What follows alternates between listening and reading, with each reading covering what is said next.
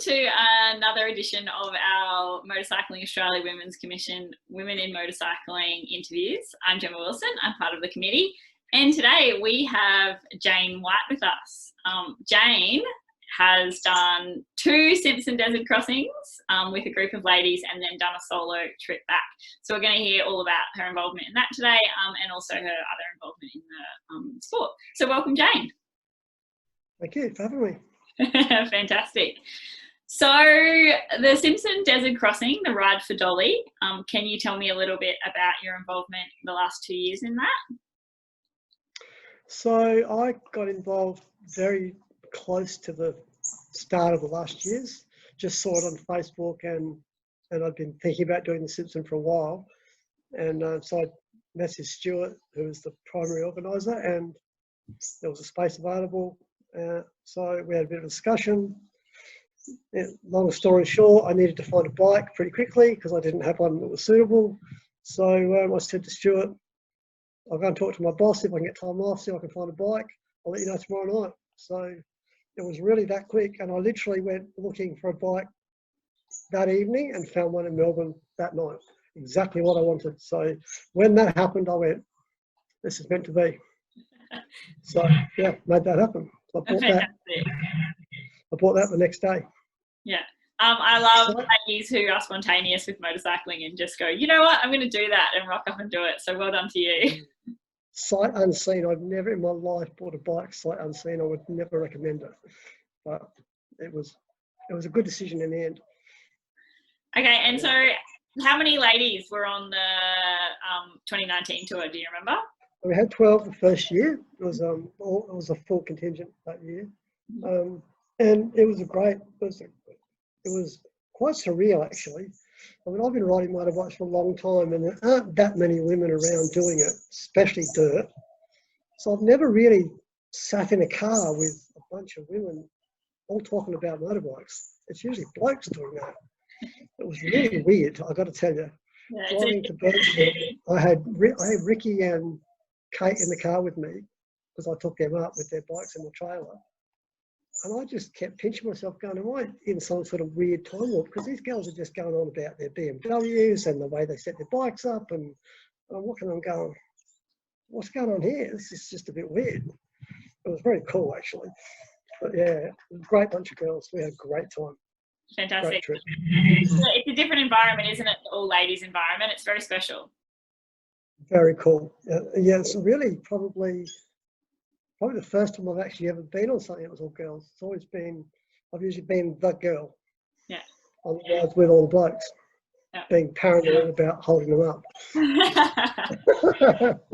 And how many girls were on the 2020 tour? So a couple less? We only had 8 that year. I think COVID hurt us a bit because I think we had 2 in Melbourne that couldn't get out of Melbourne. And I think generally we were just a little down because of COVID. Everybody was a bit nervous. And we really didn't know it was going to go ahead because it got delayed 3 months. And even 2 weeks before, I was like, you know what, if we have an outbreak in Adelaide, they'll can it. Mm-hmm.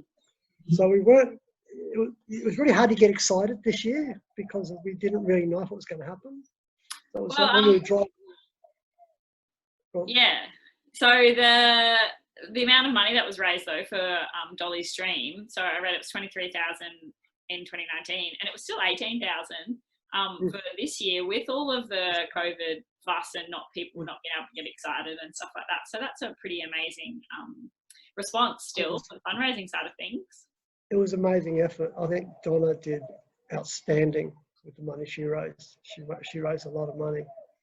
It's really cool, and it's just really good to see the money going to such a worthwhile cause, you know, with the bullying and harassment promotion, you know, to try and get awareness out there about it, to try and stop it. When I'm a school teacher, so I see it every day. The bullying and the harassment every day. Yeah. So, yeah, it's great that it's going that way. It is, yeah, it's such a cool thing, all the ladies getting together and doing something that's very inspiring and also, yeah, raising money for a great cause. So where does the ride start and end? Okay, so we all meet in Birdsville on either the Thursday or the Friday before we leave on the Saturday. So we all sort of make our own way to Birdsville from all over the country. I always thought it'd be really cool if we could film it and have all the, like one of those aeroplane movies where everybody turns up at the airport and you film them running home. But yeah, it'd be a really cool movie. We all sort of meet in Birdsville on Thursday afternoon, Friday morning, and then Friday we have a play day out at Big Red, which is really good fun. So we all go out to Big Red and we have a bit of a play on the sand, get people accustomed to the sand, those that don't ride it normally. And then both years I led us in about 10 or 15 kilometres and then back out again as a bit of a taster. Mm-hmm. For the girls, so they can see what they're up against. Get rid of some nerves and get to know the other riders and stuff before you set off.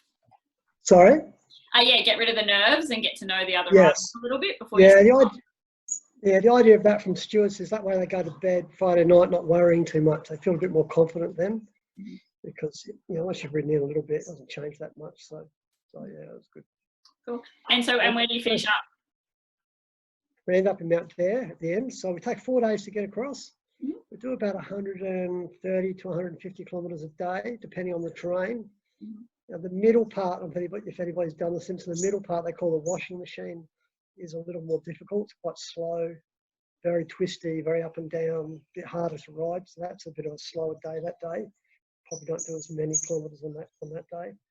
But yeah, so we have 3 nights in the Simpson and then we end up in Mount Dare, which is kind of cool. All right, and it's supported and you camp along the way, is that right? Yeah, we camp along the way. We had about, I think we had 6 vehicles with us the first year. One of the things about when women do something is the husbands tend to come along. So we had several vehicles that had husbands driving, which is good. Stuart loved it because he had all of his stuff spread over all the vehicles, all the fuel and everything. This year, I think we had 4 vehicles, I think. So it wasn't quite so many, but we didn't need them. So yeah, so 4 vehicles. They carry all of the tents and food and sleeping gear and chairs and that sort of stuff. So and fuel, that's a big one, fuel. But I carried all my stuff. I carried everything except for the food. Okay, fantastic.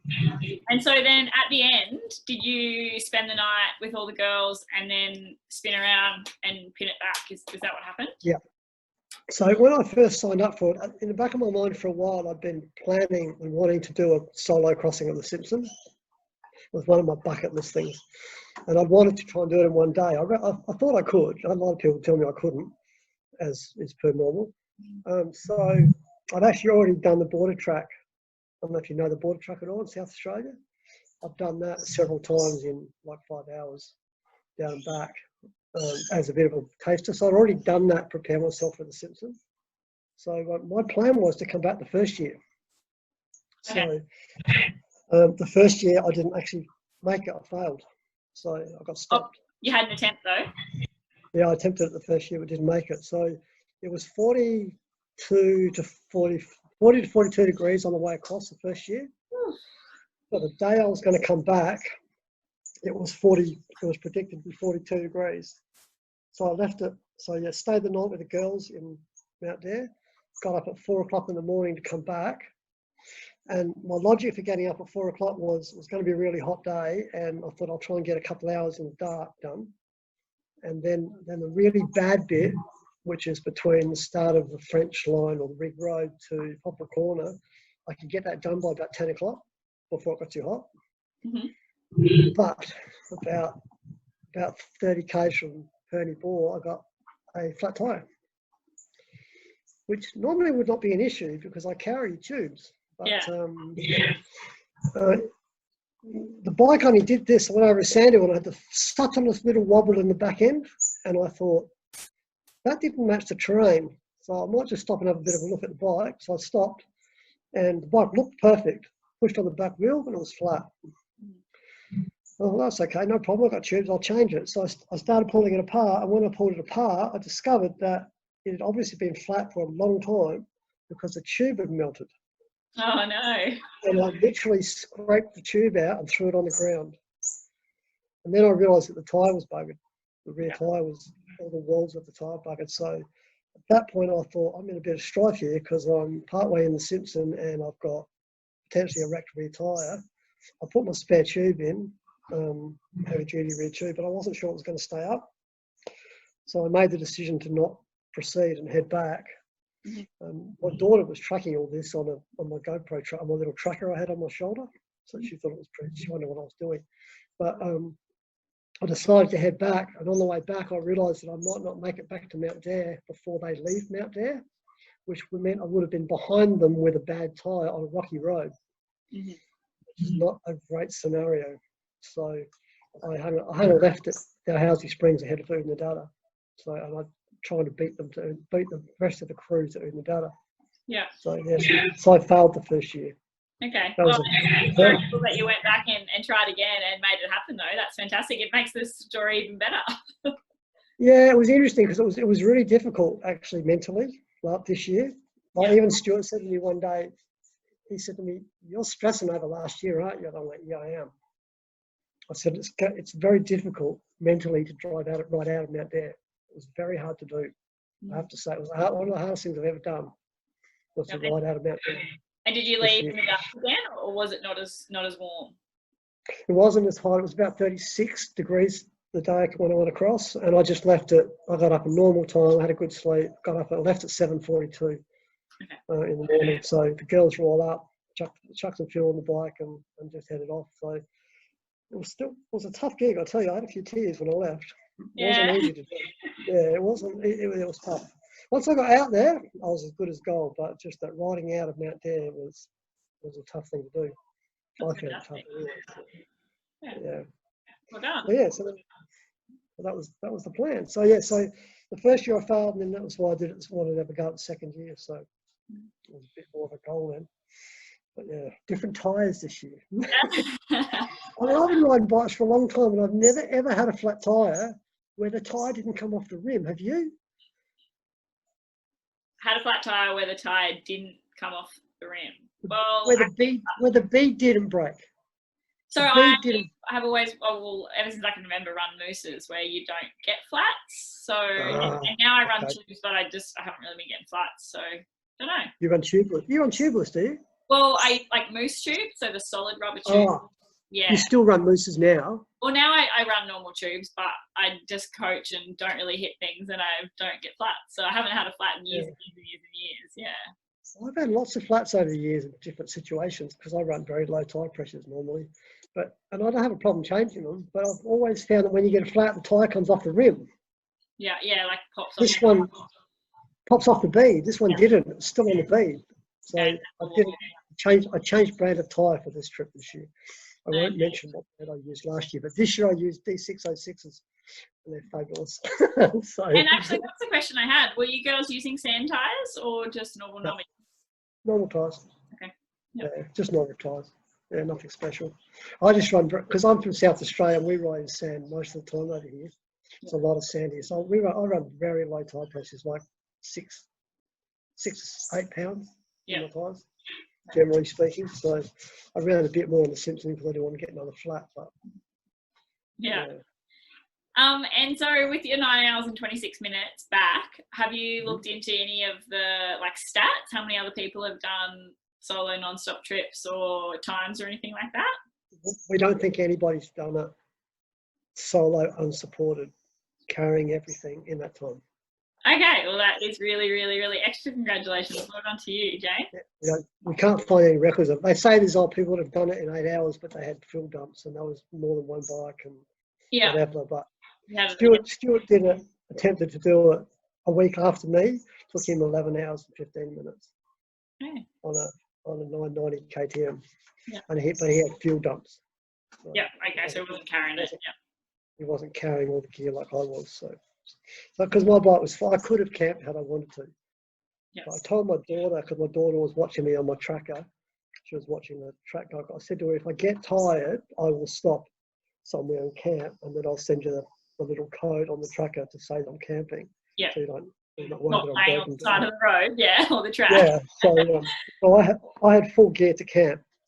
Food, tent, sleeping bag, everything. So I could have easily camped, even a chair, easily camped. Okay. But, and did you? How long do you think you stopped along the way, to eat and put fuel on your bike and toilet stop and stuff like that? If you added up. Long. I drank 6.5. I drank 6 litres of water in the 9 hours. So I did stop a lot to go to the bathroom. That was the only reason I stopped. I was going to stop for lunch. In fact, I actually got off the bike to have lunch, and I had this cookie that was like not one of those cookies, but a cookie that it was a high energy food, like a whole meal. And I ate half of that, and then went, why am I stopping? I might as well just keep riding. So I just kept going. So I didn't really stop much at all. Probably 6 times to go to the bathroom, and that's about it. Yeah. And I wasn't actually trying to go fast. I just got in a rhythm, and I was just trying to minimise the impact on the bike, minimise the impact on my body, try and keep the centre of mass moving as flat as I possibly could up through the bumps. So, and I just got in a rhythm and just didn't stop. And just kept going for 9.5 hours. I did. I got to. Must admit, I got to admit though, the washing machine felt like it was going on forever. I was really happy when that finished.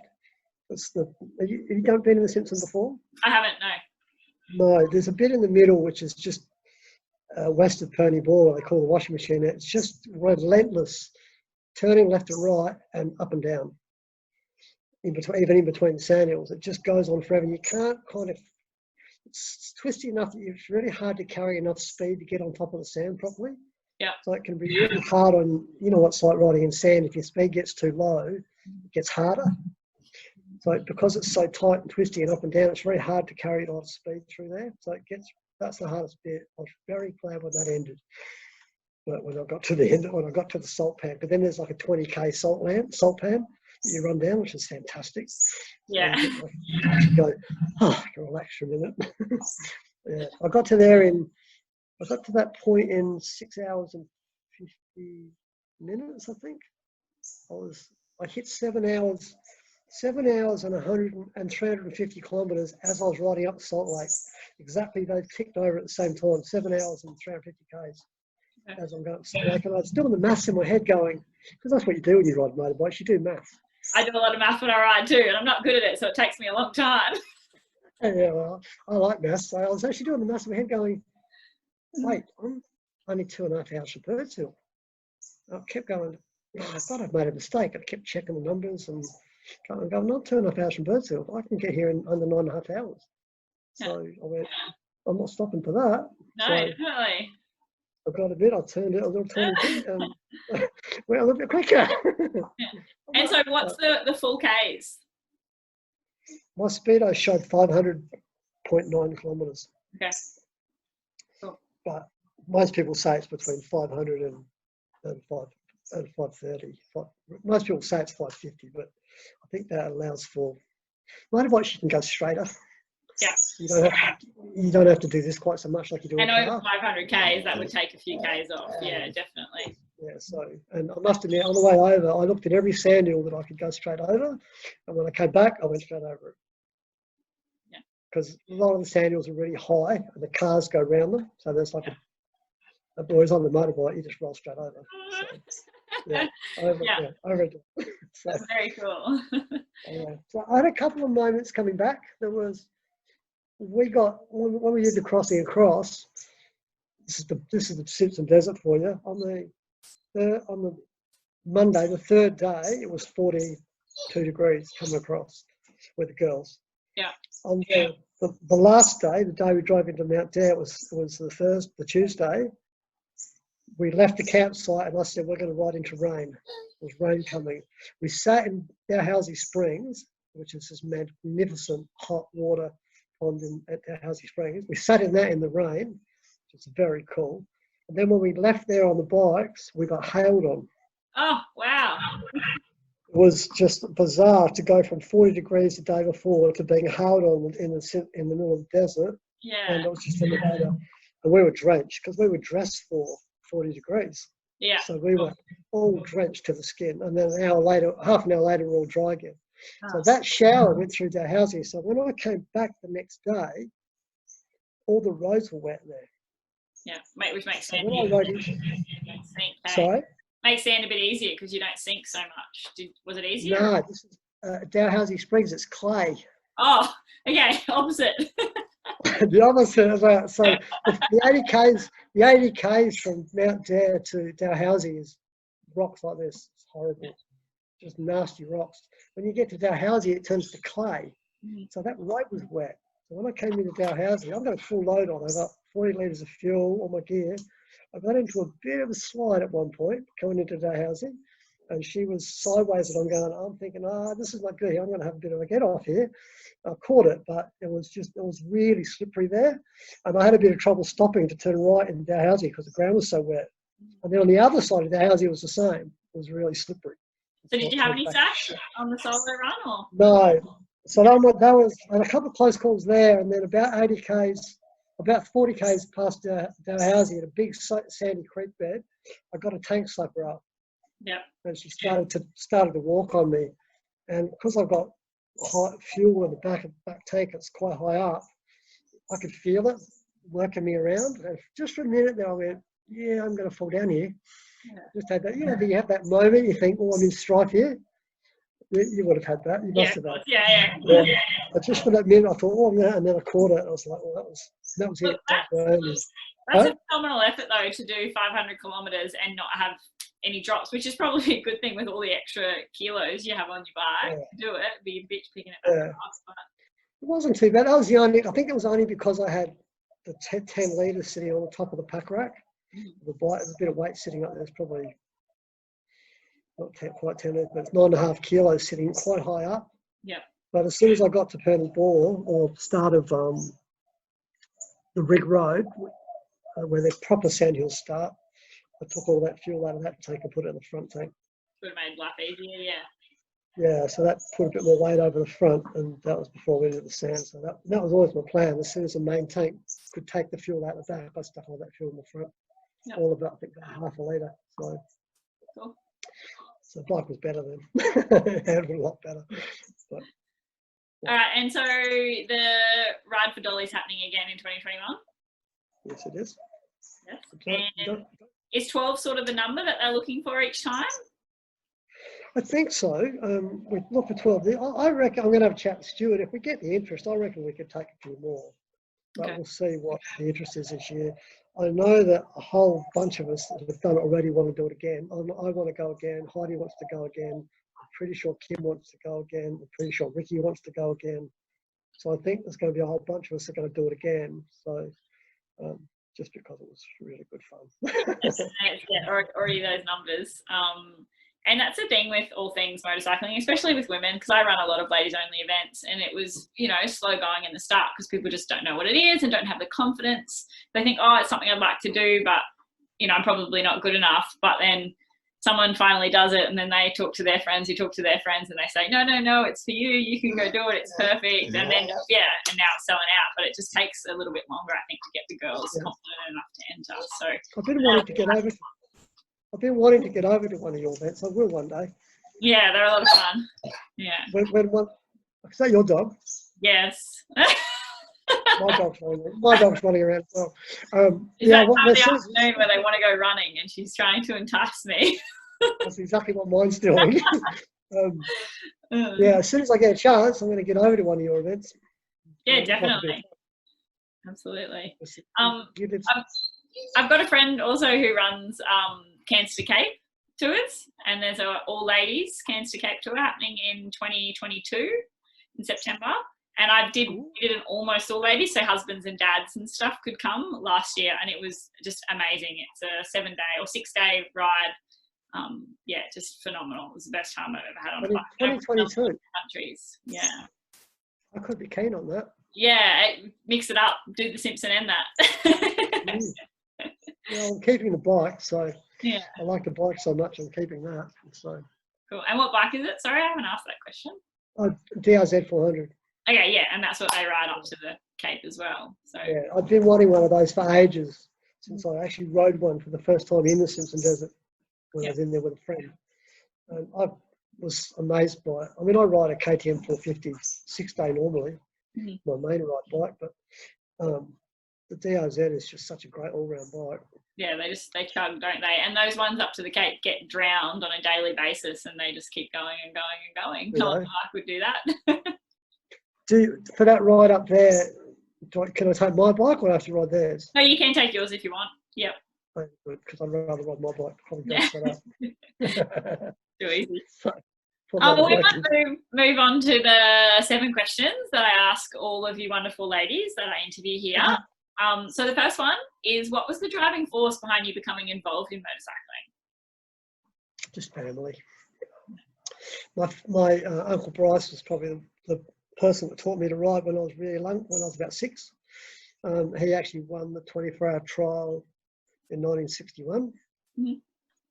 And he was a bike rider, so he got basically, through my dad, got us involved in bikes and taught me to ride basically.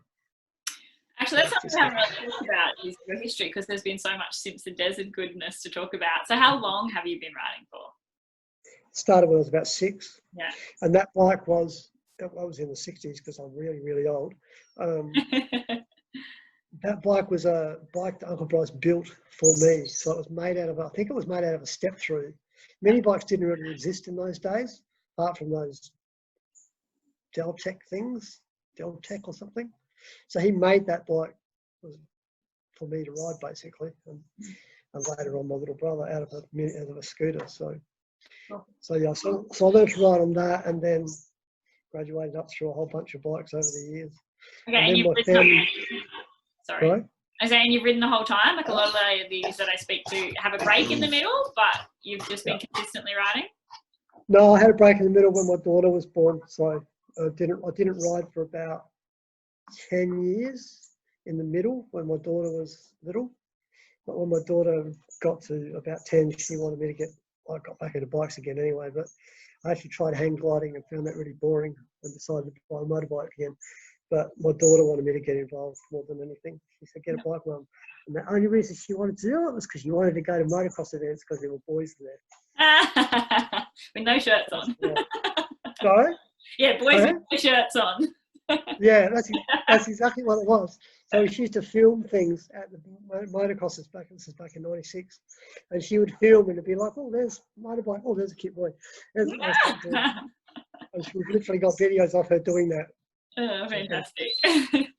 All right, what I did have a bit of a break, but yeah.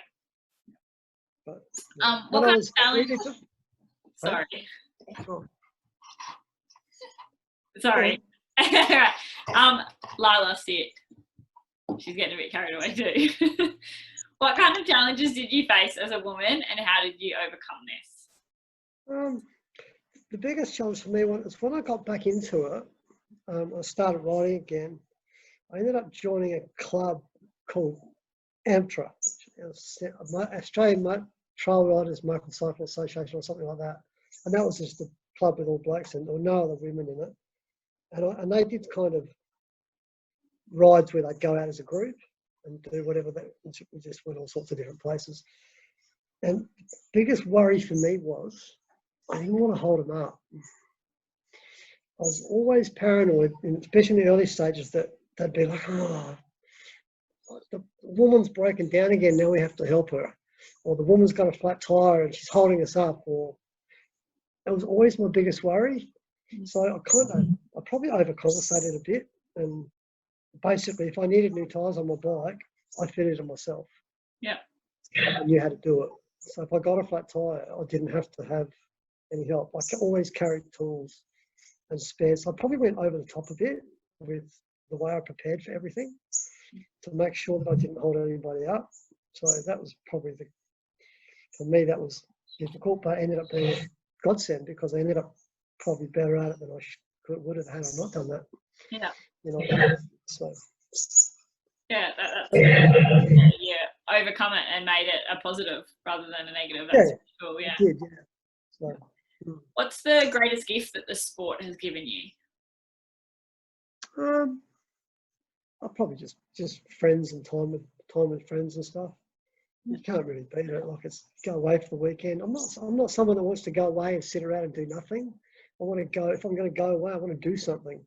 So bike riding is great. You get to go and do something for the day, and then sit around the fire that night, telling tall stories about how awesome you were. Which is what happens, of course, as you know. Perfect. So, just great social times, I think. It really is, yes. And what do you love most about our sport? The challenge never ends. It just never ends. There's always something new to learn and something to get better at, or whatever that may be. You can challenge yourself at whatever level you're at. You can just challenge yourself that little bit. I've been riding a long time, and I still love it. I would ride every day if I could, like I did when I was a kid. So the challenge never ends. I'm always learning something new and trying to improve my skills. It's much easier to do as you get older because you quickly. Well, it sounds like you're still setting yourself challenges. So well, yeah, definitely doing that. But yeah, biggest challenge is the legs. Don't like the standing up. Like at Wombi, when we raced at Wombi, my legs did not like that. Yeah, that was tough. What's that? that? Yeah, that was a tough one though. What life skills have you developed as a result of motorcycling? I can fix things now. Because I do all my own maintenance. You have to when you've got dirt bikes, as you know.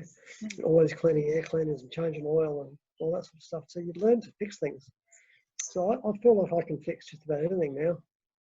I wouldn't pull an engine apart, but when it comes to general maintenance, I can pretty much fix anything. So I think it gives you confidence to do other stuff.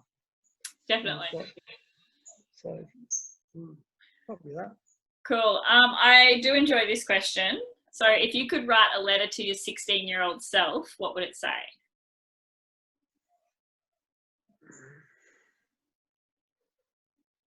The 3 incidences where I snapped my knees. don't do them. The 3 incidents where I've done a knee. I've done 3 ACLs over the years. I would have said just don't do those things. What would I say to myself? I just probably just tell myself that you're still going to be riding when you're older and not to worry about it.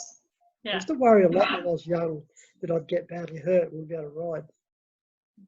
I'm really grateful and I feel very fortunate that I'm the age I am and still able to ride reasonably well. I think I'm really lucky in that way, in that regard. To do that. Because a lot of people can't. I see lots of people my age that can't ride anymore. Yeah. Taken out of it. Yeah, so I think, just probably that really. Okay. That's a good one. And our last question is, what is the most popular question that you get asked about motorcycling? Everybody wants to know how to do wheel stands. Everybody wants to know how to do wheel stands. Like, it's really hard to teach people to do wheel stands because there's a risk involved. So I teach a lot of people to ride. So I have a property that I bought for riding bikes on, which has motocross track and enduro cross track and a lot of single track and paddocks.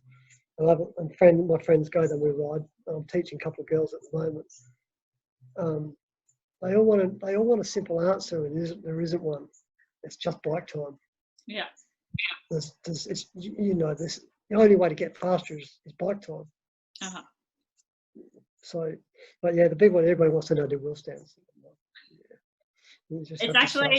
It's funny you mentioned that because at my coaching events, it's the thing that I enjoy coaching the most because like women, they want to be able to do it and they think that like it's impossible, you've got to be way confident and stuff, but there is a little knack to it. And by the end of, you might have 25 women and by the end of a 20-minute session on wheel stands, 20 of them will be getting their front wheel off the ground safely. One usually flips it, and the last camper, it was me when I was demoing, but...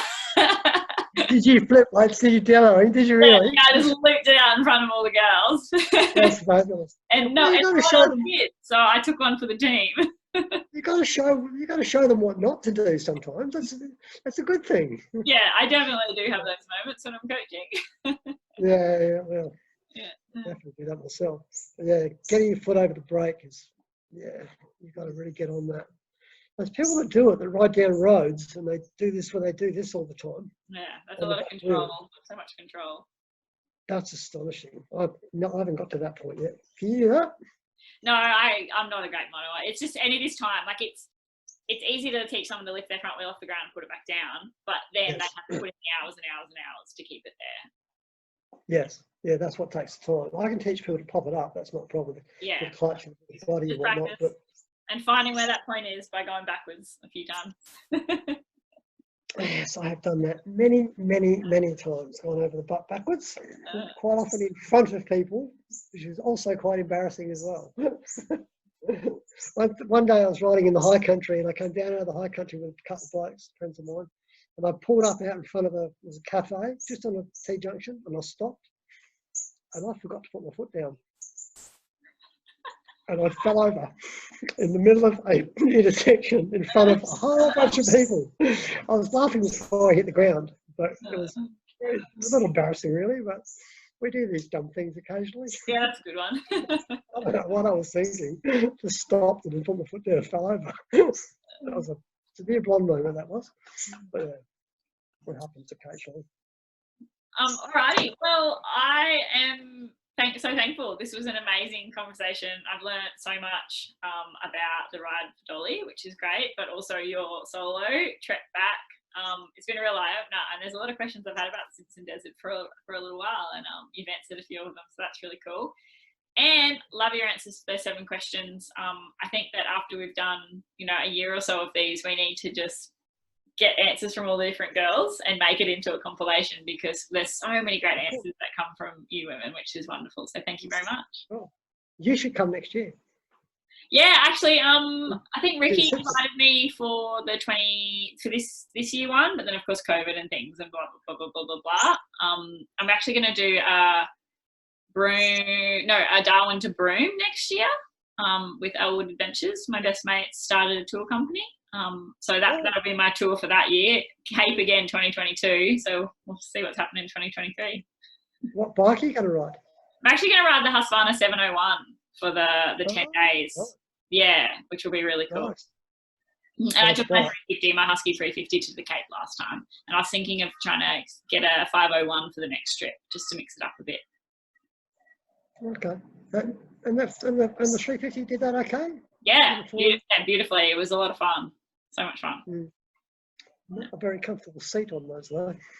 No, but I mean, I've raced 6 days. I've done 7 6 days. I'm used to hard seats on long rides. So. Yeah. So why are you not gearing up to do Dakar or something like that? Look, I got asked that question a couple of weeks ago, and my answer was, if someone wants to give me $100,000, I'll do Dakar. And that's pretty much it. I had to pull the pin on racing because, I mean, I didn't earn money, and the passion, well, not the passion was there, but not the love for it. I'd been there, I'd done that. So I got to a point where, I mean, I didn't super love it and I wasn't earning money. So it was time to move on. And now I love what I do, running my events. They're so much fun. But I'm definitely still open to trying new things in the sport, but something like Dakar is obviously so much money. So, yeah. It's different. Yeah, it's out of the reality of most of us. Yeah, it's not spare change, that's for sure. No, so I'd like to do Think one day as well, but I think I may have left it too late now. Oh, no, I think you're the lady for the job. Yeah, I think my knees would cope very well because I'd want to go fast. Yeah. You've got to get fit for that stuff, and at my age, I find getting fit very difficult. Okay. And Think is just a lot of riding in the dust too. Yeah, which is not really a lot of fun. No. I might just stick with the Simpsons because there's actually no dust in the Simpsons. Yeah. Because it's sand. So, yeah, you should come next year. It'd be really cool if you did. All right, I'll keep an eye out when the dates pop up. Cool. Awesome. All right, well, thanks very much, Jayne. All right. Good luck with everything. I'm going to try and get to one of your events. Bye-bye. Yeah, that sounds very good. Thank you. Bye.